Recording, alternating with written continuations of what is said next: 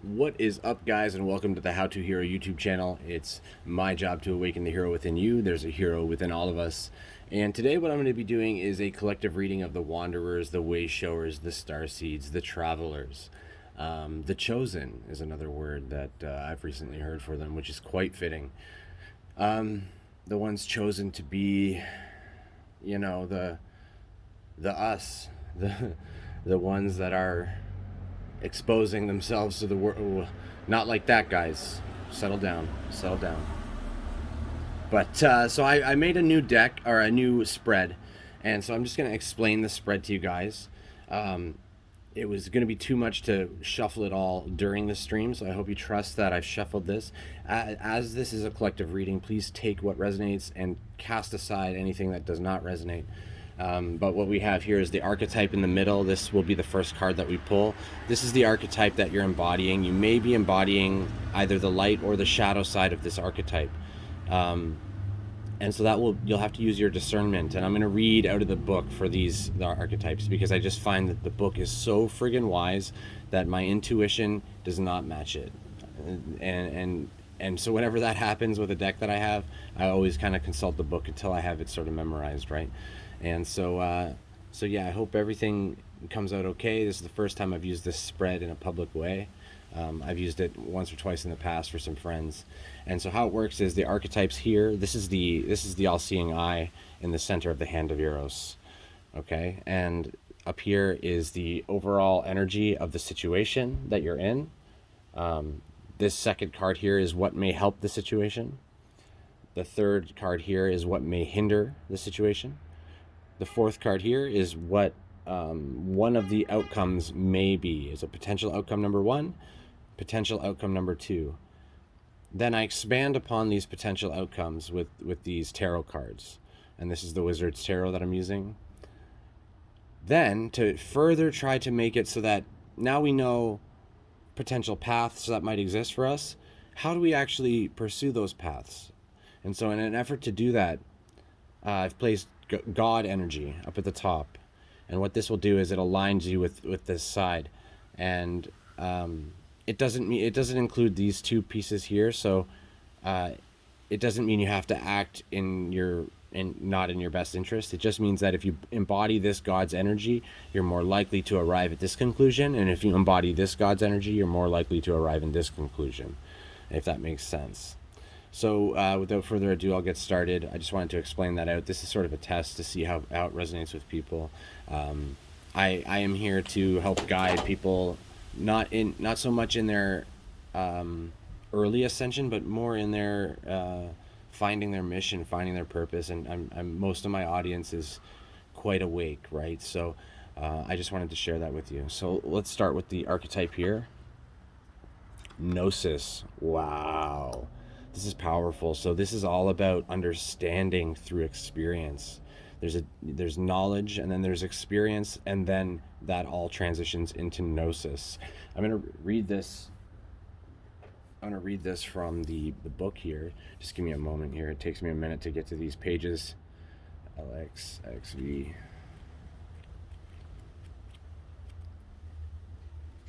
And so Gnosis is also part of the initiations, which is sort of like if this deck had a major arcana, that's what it would be. And it comes after the apocalypsis energy, which is removing the veil of deception. And what is October, right? What's happening right now? The veil is just dropping, right? So Gnosis is about innermost knowing and mystic truths. And it comes after the old paradigm shifts, right? The old understanding shifts and integration happens. That's when the understanding comes in. So now I'm just going to read from the book.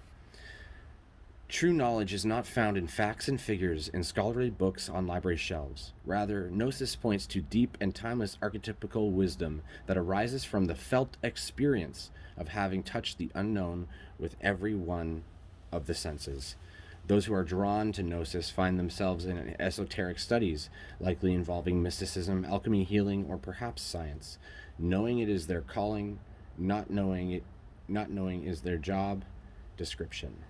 So yeah, sorry, knowing is their calling, not knowing is their job description. No matter how far the alchemists take their studies, they come to the ultimate conclusion that facts slip toward mystery, and soon the mystery results in facts. The card signifies a knowing that is life-changing. Once you experience it, you are forever changed and become a guardian of Gnosis. The eternal mystery is calling you. Study your passion in the deepest way available to you.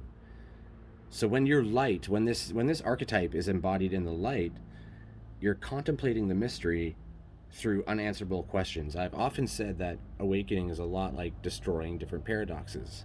That's what this is. So you have unanswerable questions, but then you answer them, and that's when the Gnosis comes in. When it's dark, it's over-intellectualizing and literalizing and asking others to give you the answer that you need. When you ask another person to give you the answer, you're really, all you're getting from them is your experience. You're not getting from them the answer necessarily. You're just getting their perception, and their perception is unique to them, and it's not going to really facilitate your learning. If you want to go deeper into the understanding of Gnosis, the book recommends Bruce Newman's The True Artist Helps the World by Revealing Mystic Truths. And those who say they don't know, and those who say they know, don't. Those who say they don't know, know. Wow. So that's, I think that's when it's in light. Oh, no. So this is just extra information. This card relates to the riddle and the shapeshifter. All concern themselves with revealing mystic truths. And so that's a really powerful thing. That means that you're going through some major lessons. And I think it's quite obvious with all the catalysts and everything that's going on. I think we all are. So nobody is, I think, immune from this right now. I think I feel like everybody is really getting a lot of catalyst for their own knowledge and gnosis and their own understanding of the lessons. And the lessons, a lot of the times now, I think they're being repeated. I feel like people are repeating lessons that they've already learned. And I feel like it's kind of a test. It's a test to see if you can remember, I've actually already done this. I don't need to participate in this again. And when you do that, that's not spiritual bypassing. That's understanding that you don't need to repeat things. That's really important. And so now we'll just jump right into the rest of the reading. And so the overall energy, let's check that here. And I'm using here the Arc deck here. The Tower. Woo, buddy. The Tower. Shocking change, transformation, liberation. Let's show you this. Beautiful card. And you know what this card represents to me? Kundalini, the coiled serpent. That's what I feel with this card. And I feel it, the coiled serpent, pushing up into the indigo ray, activating the crystalline matrix of your energy systems, activating you to be the manifester that you know you can be. That's what I see here. I feel like all of this is about becoming and stepping into the creator that you are. That we all are, and that's where that tower is coming in. That's what I think the next 3 months perhaps are going to be all about coming into 2021. It's all about teaching you how effective you can be at manifesting. And so the second card, which is what may help the situation, the chimpanzee, the Two of Pentacles, earth energy, balance, go with the flow, and fun. I've often said that this era of the Aquarian age is all about embracing your inner child and being innocent in your expression, understanding that your expression is your expression, which is divinity itself flowing through you. You should not feel judged. The way children run around and say and do the most ridiculous things, that's sort of how we should behave. That's something that can really help us in our path. It's something that will illuminate the truth for us because we're viewing it from a neutral experience, or a neutral, perspective. And when we view things from a neutral perspective, we're not taking sides, and thus we see all of the truth of the matter. We can then, based on our value systems, elect to take inspired action to help anchor in our truths in a more direct way. But even then, we really want to flow, right? We want to flow and just flow into that earth energy because there's so much abundance there. And if we flow into it, it's just going to be so beautiful and surprising and magnificent and all these different things. So let's do that. You know what I mean? And here's something that may be challenging. It might hinder. So this is interesting. And the Martin, this is one of their additional cards in this deck. This deck is, I'm going to show you this deck quickly, just so that you can see it, because it is perhaps one of my new favorite decks. And here's the book to it. Actually, I'll show you the box. The box is cooler. The box. Look at that thing. The Ark. I consider this to be sort of Noah's Ark in many ways. And then it says right here, in here, I haven't written in it yet, but this Ark belongs to... Anyways, this is a fabulous thing. So it's channeled and created by Bernadette King, and the art is by Heidi Sutherland. And the art is like these mix of like photography and and other stuff. Anyways, I just wanted to share that. It's beautiful. It's beautiful. So the Martin represents fortunate tidings, camaraderie, and crown chakra. This is actually a new card. I haven't seen this one come out in a reading before, and it's not part of the tarot. This is a tarot deck, but it has all these additional things added. So I'm going to actually consult the book if you guys don't mind. I don't like to consult the books when I'm doing readings typically, because it makes me seem unprofessional, I think, sometimes. My intuition says that the fortunate tidings are almost going to cause resistance within your body, right? The physical self is going to go, oh my gosh, I don't deserve this. Oh my gosh, this can't be real. And that's where that challenge is going to come in. It's going to come in from understanding that no, this is real, these fortunate tidings. Not only are these fortunate tidings real, but the camaraderie that you're finding, you're probably establishing these soul connections, these beautiful little friendships from people all over the world, where you just like, you kind of start to find your community, you start to find your soul tribe, and sometimes they show up right beside you, right? Like right in your same city and stuff like that, which has happened to me a few times as well. I've met so many beautiful people. And so anyways, I do want to read about this particular card, the Martin. Let me find it here. How do I find it? Holy moly. Main deck overview, bonus cards. Okay. So there's bonus cards, some main deck bonus cards, descriptions. 213. Sorry guys. 213.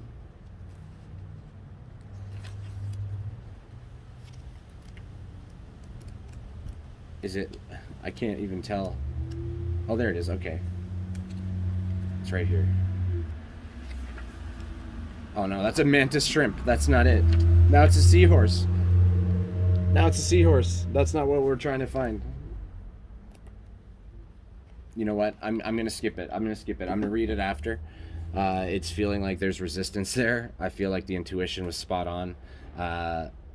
That is the enemy right now, is almost mistrusting your own self, mistrusting your own manifestation and your own in-streamings.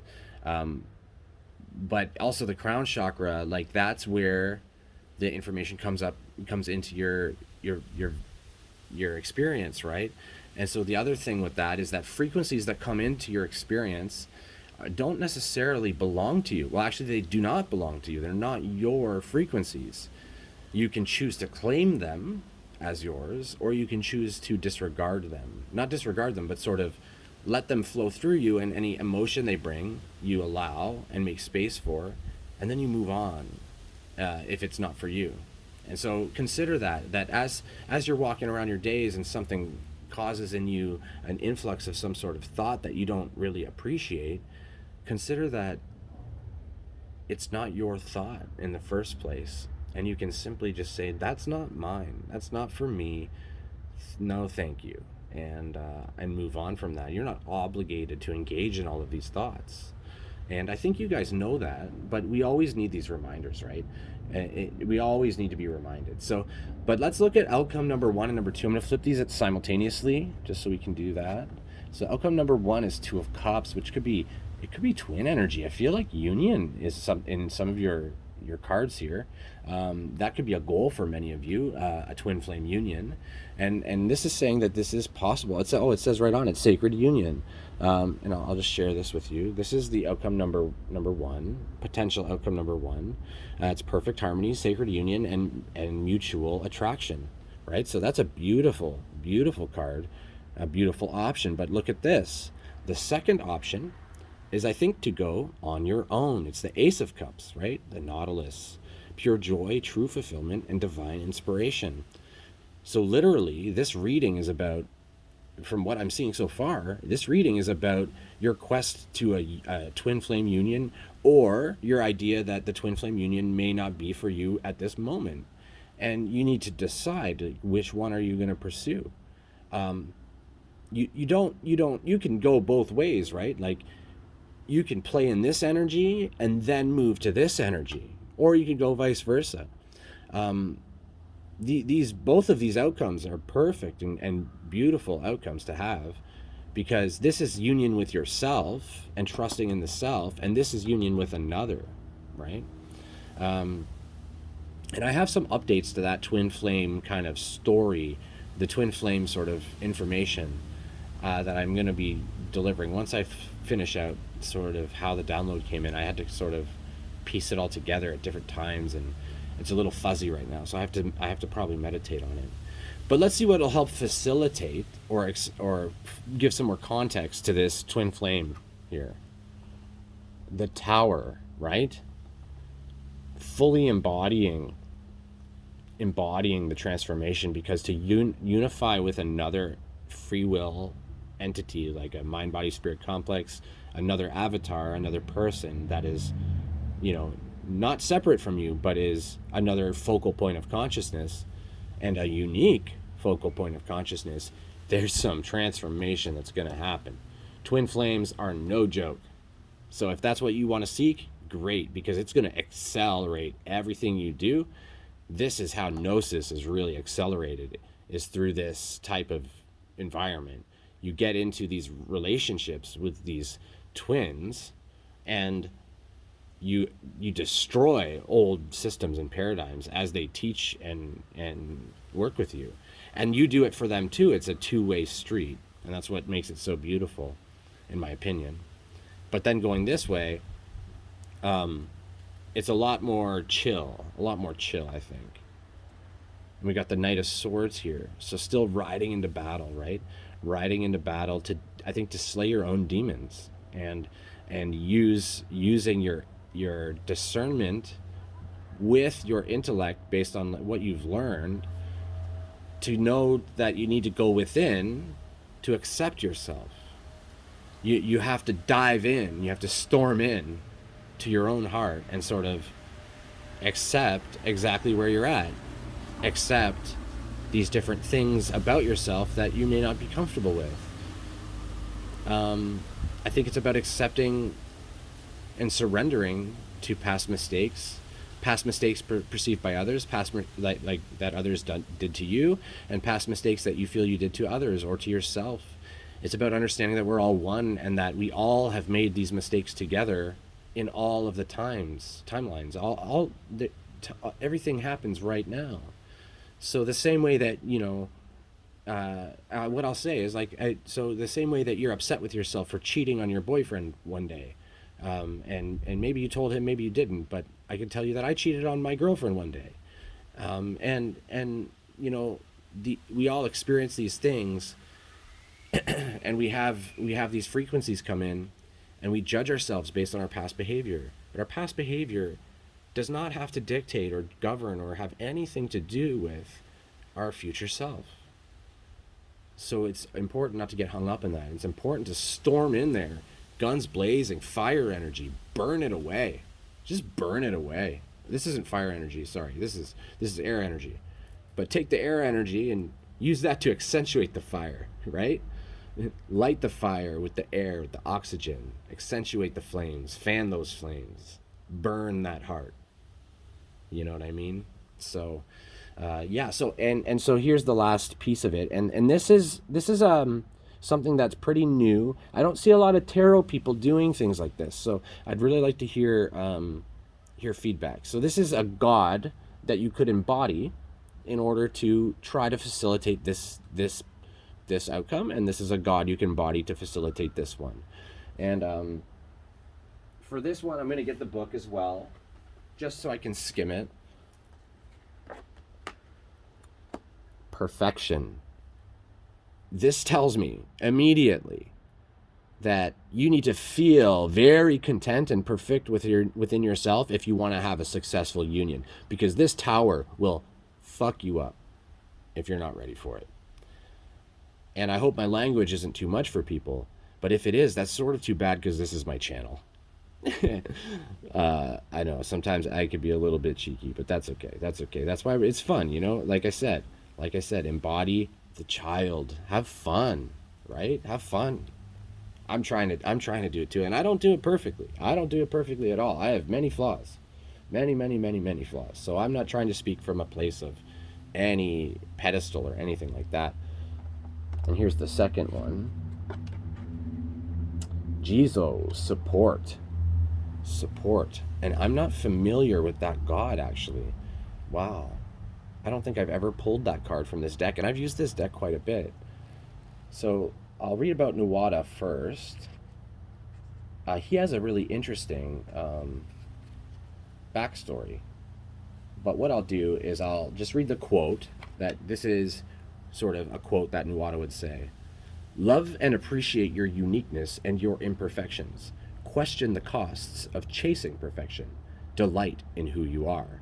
So what I said was thinking about how you're perfect. It's about letting go of the imperfections to understand that you are already perfect and divine. A Course in Miracles, for example, would say, oh,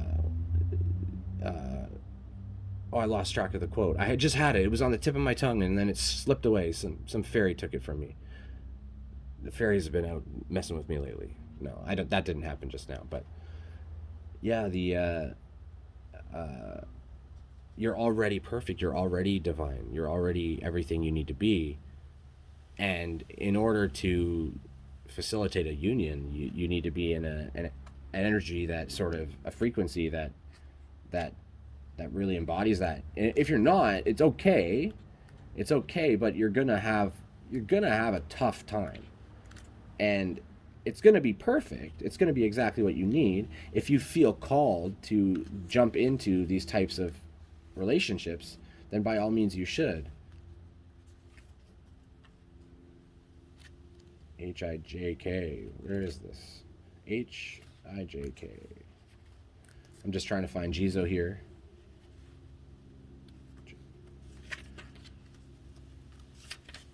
There he is. Okay. So Jizo says, an invitation to offer care and support not only to others, but to your own self. A call to balance, caring, and caretaking. Wow. And so the shadow side of this is that while it's precious to have support unconditionally, it's also extremely important to take responsibility for your own life. If you keep seeking support for yourself externally, remember we're trying to almost union with ourselves here on this side.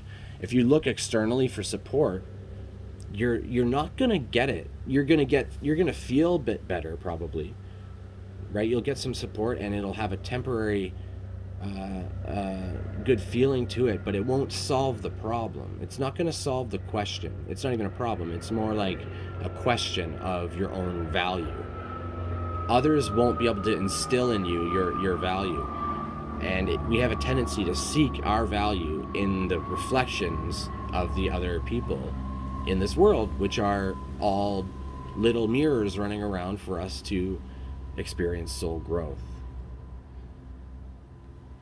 So let me just quickly see. Oh, and again, he's got symbols here. A staff with 6 rings, right? A staff with 6 rings. And he's at a crossroads. He's got a Dharma jewel. Let me show you.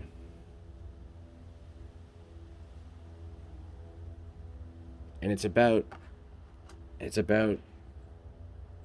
understanding the balance between serving yourself and serving others, because there's always a balance. There's always a balance that needs to be maintained depending on where you're at.